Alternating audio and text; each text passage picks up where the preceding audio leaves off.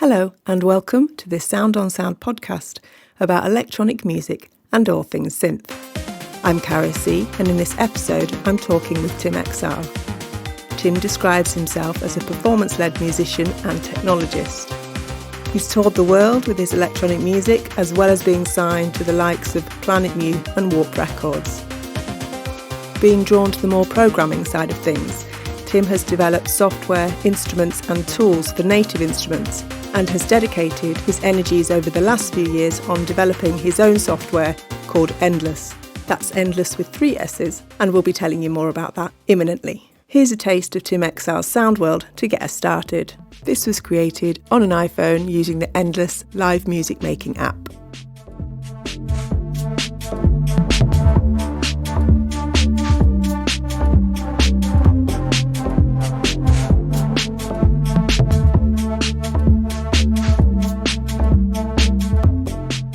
Hello, Tim Exile, and welcome to this Sound on Sound podcast. It's very exciting to meet you after, I think, appreciating your music for many years on dance floors and festival fields.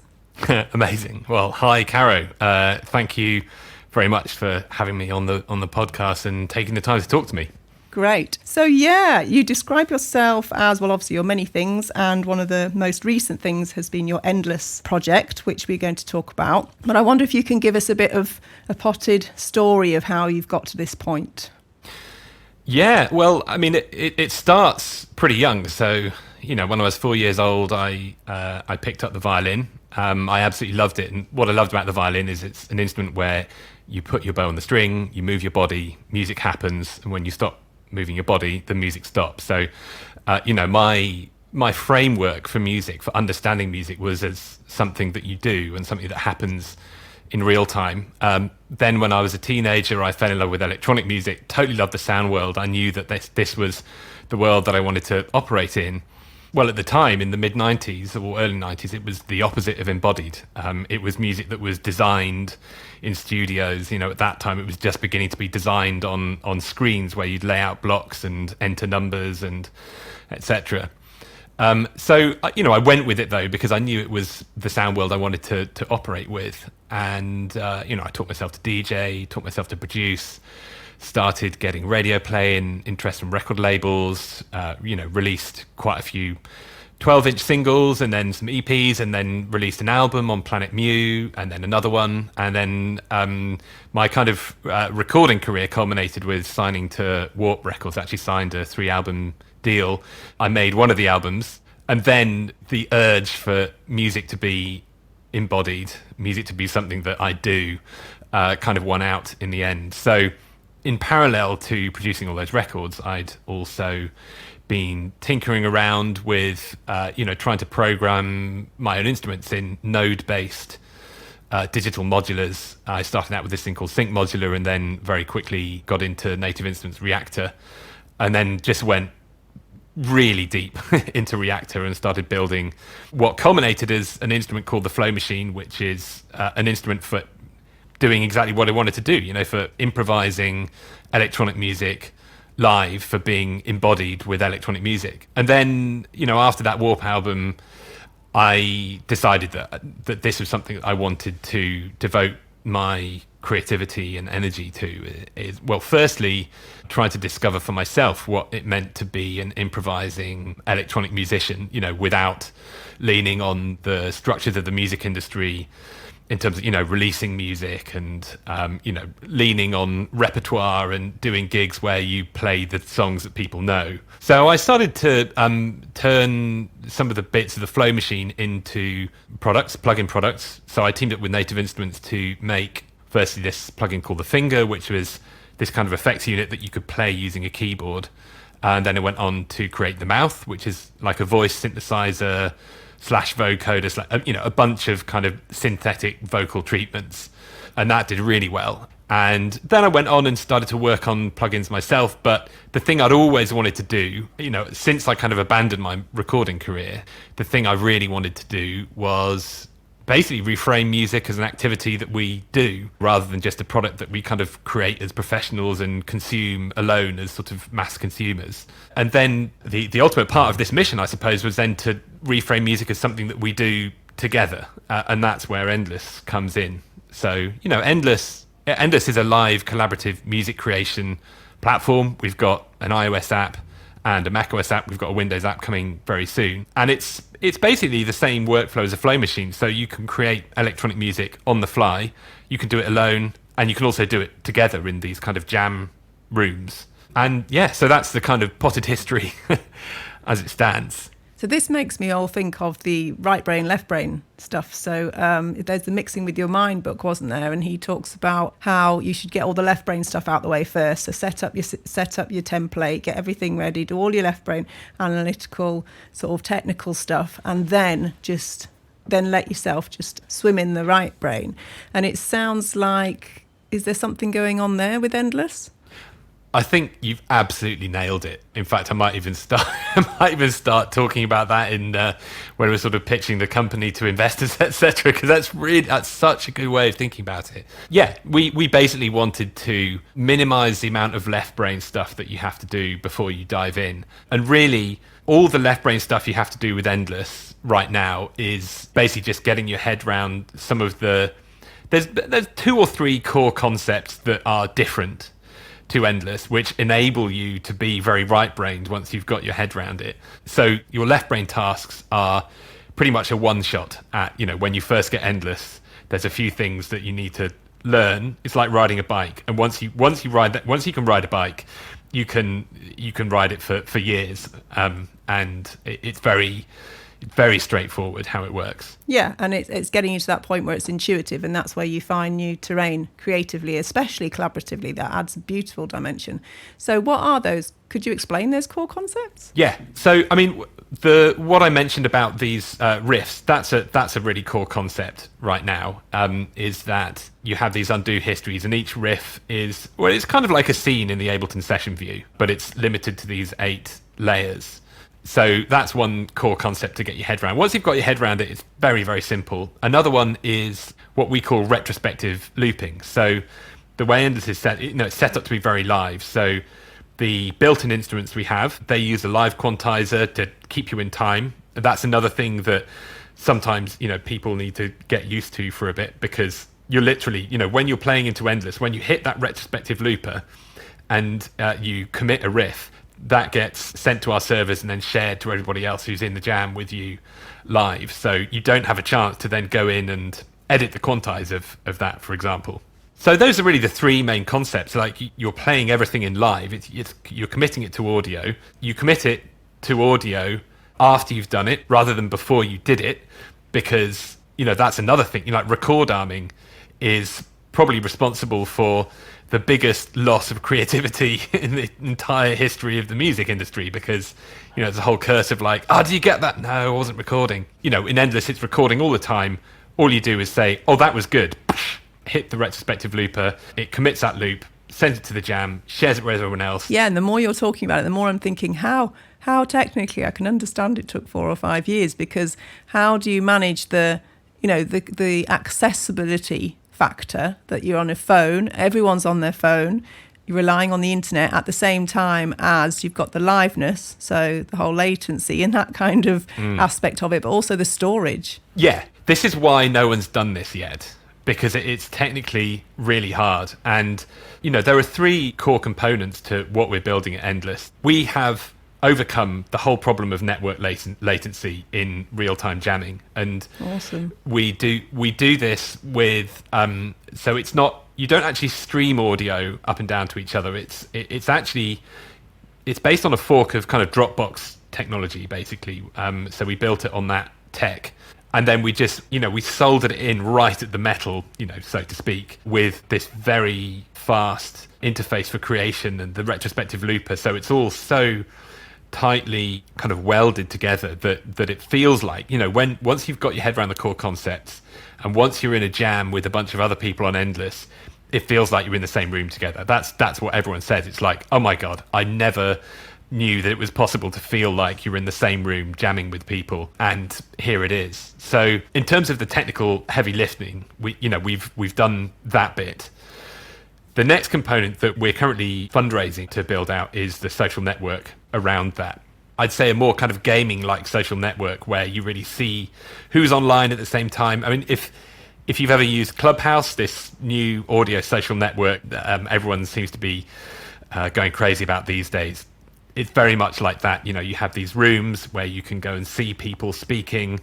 You can follow people. You can see who, you can see from your contact list who else is on there and when they're on there, what they're talking about, etc. You know, that's what we're building next.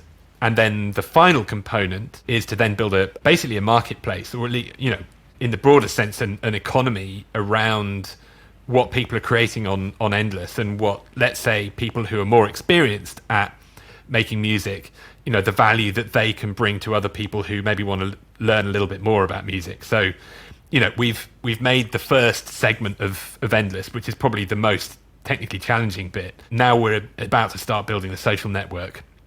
And then I think, you know, next year we'll start to then look at how we can transform this into, a kind of an economy that, you know, a really well-distributed economy that's fair for creators and fans. Yeah, and I guess also platforms and listening platforms, performing platforms in terms of sharing it as well. There's a whole ecology in there, isn't there?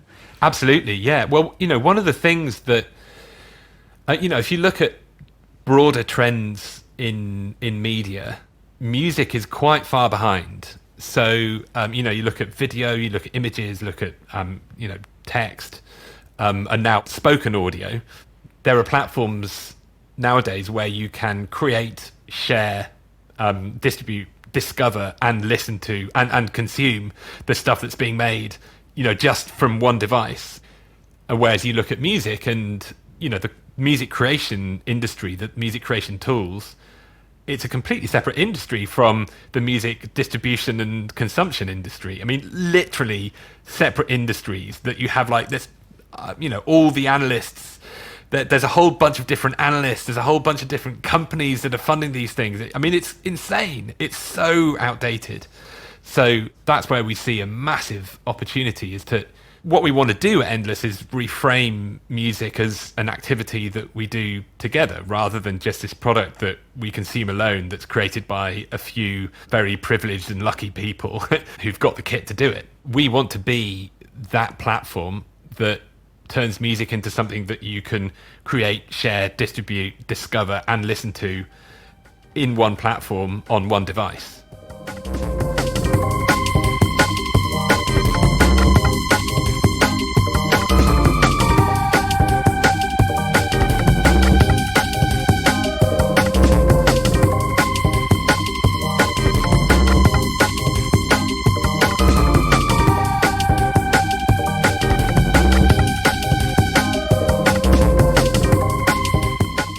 I have to say, it feels like such an exciting time to be alive, because music has always been about community. You know, the recorded music industry has been around for maybe 150 years.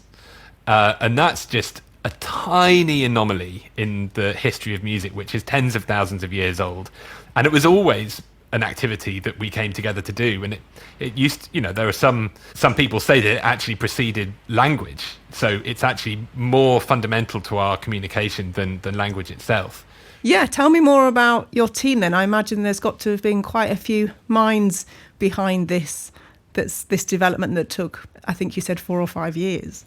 Well, I mean, for most of the time, there were basically like 1.5 engineers working on this alongside me and a couple of other people coming in to help out with various other bits of it. But yeah, it's a really great team. You know, very, very talented, very, very committed, and they've undertaken a Herculean sort of research and development effort to enable communicative, collaborative, conversational music making. In the very near future, we're going to be looking for more people to join the team. We've got a ton of stuff that we want to build, and it's really, really exciting because, we now have, we launched the product about a year ago. We launched the iOS app about a year ago, and we launched the desktop app in December. And we've now got quite a lot of data and understanding what people do in Endless, and particularly the sort of things that make people really stick around and really get a lot of value out of Endless. And those are very clearly the social features. So I think it's very, very exciting knowing what we're about to start building and start shipping, how that's going to change. You mentioned the word community earlier, and I think, this trend towards creativity being something that only makes sense when people do it together, is one of the biggest shifts in our time. It started with kind of social media, Web 2.0 stuff in the sort of mid to late noughties. And, sadly, that business model kind of got co-opted by basically capturing attention and selling it to advertisers. But what was at the core of their mission was to turn media into something that we do creatively together. They were onto the right thing, but it sort of took a bit of a left turn, and the people who use the platforms ended up being the product. But nowadays, we're seeing gaming is becoming much less of this. Gaming is not staying in its own lane. Gaming is kind of going everywhere. You've got gigs happening in Fortnite. You've got music creation app games being built for Roblox. Minecraft is the new Lego for kids. That's how they understand how the world is put together. That's how they learn how the world is put together. And, now we're seeing people building VR experiences that are just aimed at more cultural experiences. And that, those platforms are all about community. It's all about interaction rather than consumption. It's all about what you can do together. And with the advent of Discord, all the YouTubers nowadays have their own Discord communities, and they're not huge communities. They're not like hundreds of thousands or millions of followers that people try to get on social media. They're much more focused, and they'll maybe a big Discord community will have like 1,000 or 2,000 active members, but they're super engaged, and what they do with each other is intimate and valuable, not in just that kind of like, hey, I got 1 million views on my video. It's just like, no, I had a conversation with like a few hundred people, and everybody who was there had a really positive impact on everyone's lives, and helping people navigate what they're doing.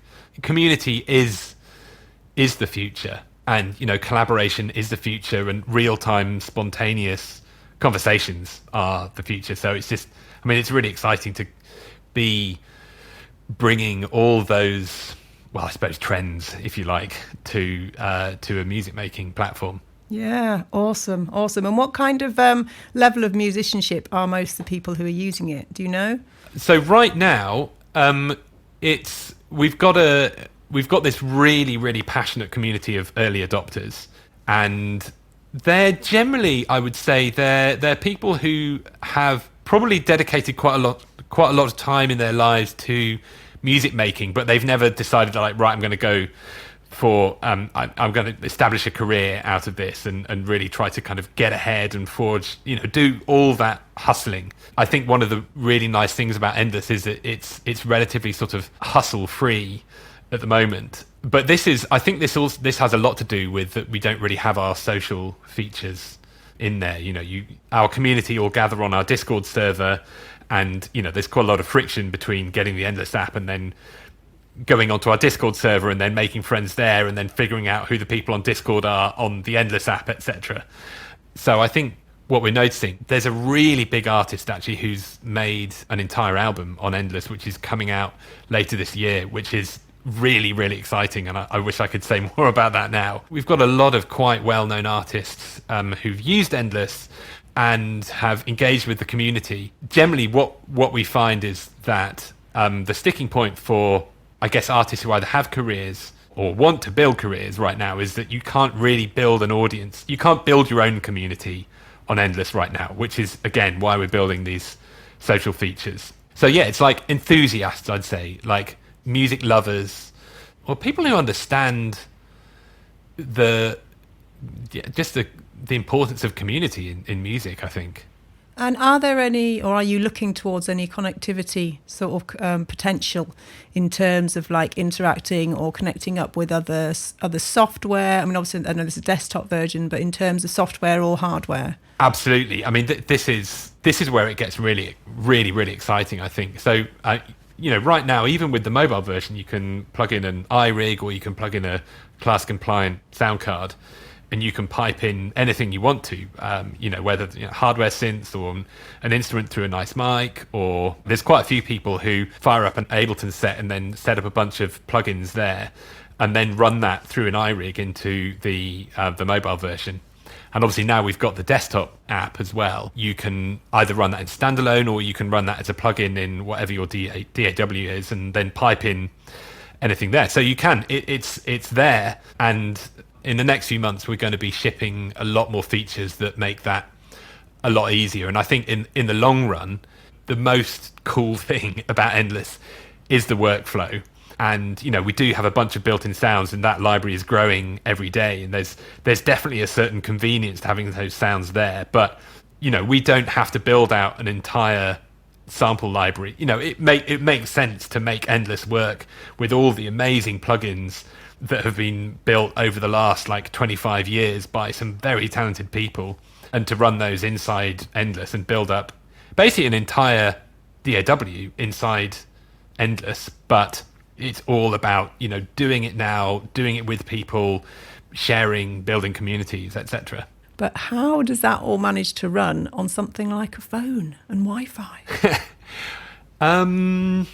We've got a great team. I think is the best answer to that. We've got a really, really great team, and we've put a lot of work. I mean, particularly, the mobile app was the first thing that we launched, and we were in a kind of semi-public beta for a whole year, 12 months before we actually launched in the App Store, because we really wanted to get that core experience right, because we knew that it could run on a phone, and we knew that there is, to some extent, there's the race is on to make a really great music creation app for a smartphone that then integrates seamlessly with desktop products and that whole the big world of music making, where you've got big controllers, big mixing desks, big speakers, and it's all very kind of high end.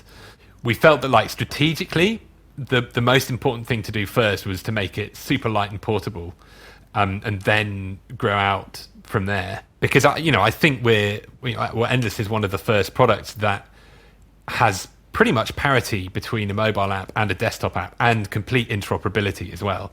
So I can be sitting on my sofa just noodling around with some beats in Endless, and then I can go to a huge studio with a big iMac running Endless Studio, just log into my account, and then everything that I did there on my phone is there, ready to go in the big studio. And I can also just send someone the link to that jam, and then they can take that material, add some really fancy synth line or whatever. We wanted to make it accessible everywhere, and we wanted to start with mobile. The next frontier is really building those integrations with all of the amazing technology that you find in today's studios, and making it more and more easy to integrate into those workflows.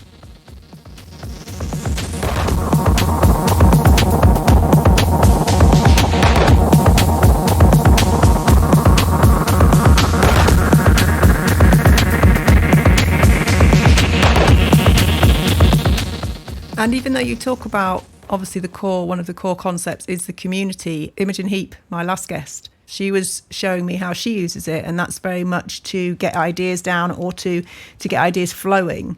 So in a sense, it can also have that helpful melting the barriers between creativity and getting them down. Yeah, that's absolutely it. And so, to loop back to the whole idea of what music was before Edison recorded sound, it always was this process, and whenever communities came together to do music, it would be this relationship between folk music forms that would then be sort of played with and iterated with. But the fun was the play around these central ideas.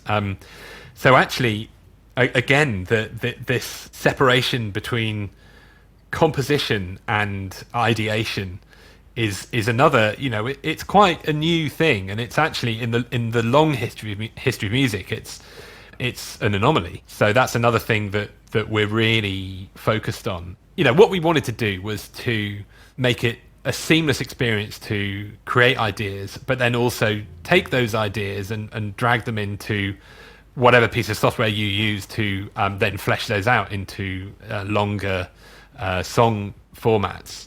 But, in the long run, what we want to do is actually make that process of let's say, highlighting the best bits of what you do, just make that a seamless part of just ideation. It feels to me quite counterintuitive that you can spend an hour coming up with some really great ideas, and in that hour you'll have 2 or 3 really great ideas, and then you pick one of those ideas and spend a week turning it into a song, which often involves a lot of hard work to maybe make it another 20% better. To me, that seems quite counterintuitive, and I totally get it that this is the way that the music industry has evolved. But as the way we interact with each other, the way that we think of media and what it's for and what it's worth to us, I think it makes sense for us to be finding ways for you to just celebrate an idea. That's great. You did an hour of jamming and you came up with a really nice hook. That's great. Share that with the world. Let that be your success. Why spend 200 or 300 times as much time making it 20% better?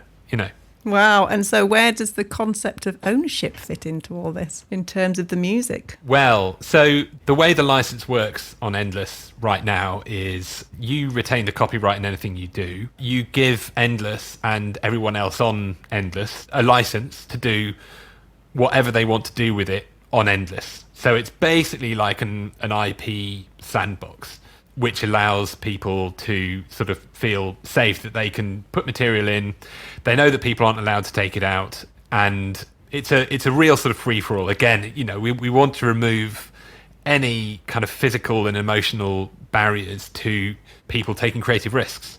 We also, in the way that you make riffs collaboratively, we store the authorship of every single layer that's made. So let's say there's a riff with 8 layers in it.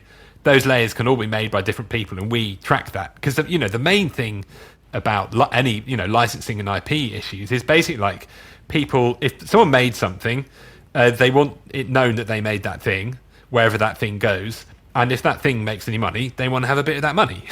And it's actually quite simple. The problem that IP causes nowadays is that IP is just not really tracked that well. And if you decide to collaborate with an artist, just like, well, what are the splits? Who did what? The algorithm we've got in Endless is pretty good. We've got a roadmap to improving that in the coming months.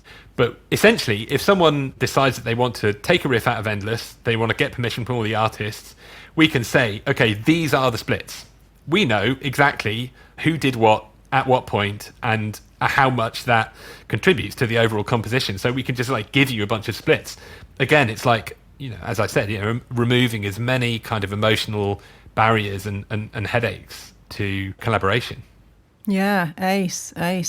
I really hope that this is something that can be embedded really within music education. I work within primary and secondary music education, electronic music education, and I can just really see how this could be a lovely platform, more than a tool, really, for youngsters to start to develop, really. Yeah, absolutely. I mean, we've had a ton of questions from academic and educational institutions who want to use Endless, in their classrooms.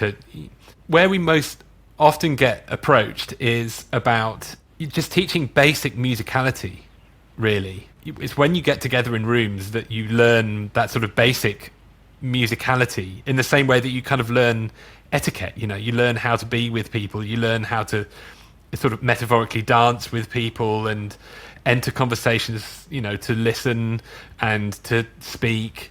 To know when not to play. And to know when not to play. Oh yeah, exactly.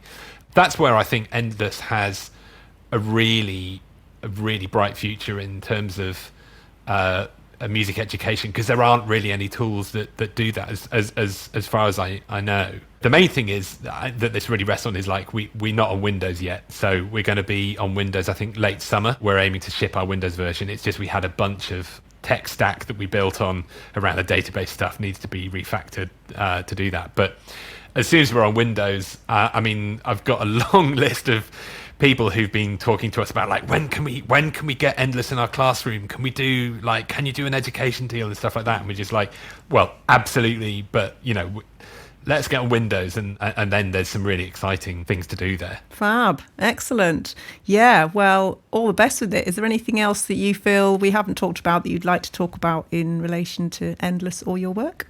Thank you. That's Endless with 3 S's, by the way. Yeah, just yeah. So the quick final plug, obviously, go to the App Store, the iOS App Store, search for Endless with 3 S's. You'll see it's called Endless Multiplayer Music. Give it a go. You can also go to our website where you can download the macOS version. There's a trial period on that. And come and join the Discord server, because that's where a lot of the real magic happens. Yeah, that's fantastic. Brilliant. Thanks a lot, Tim. Thanks for your time today. All the best with Endless. And thank you.